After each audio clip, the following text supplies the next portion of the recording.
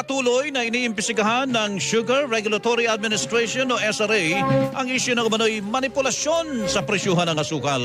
Ayon kay Pablo Loizas Gona, Administrator ng SRA, nagrereklamo ang mga magsasaka na buwaba ang supply ng tubo dahil buwaba ang kanilang ani dahil sa El Nino. Pero imbes na tumaas ang presyo, mas mababa pa ito sa ngayon. Yung hindi maintindihan po ng magsasaka and even ako personally is ang laki po ng binaba ng supply, bumaba din yung price.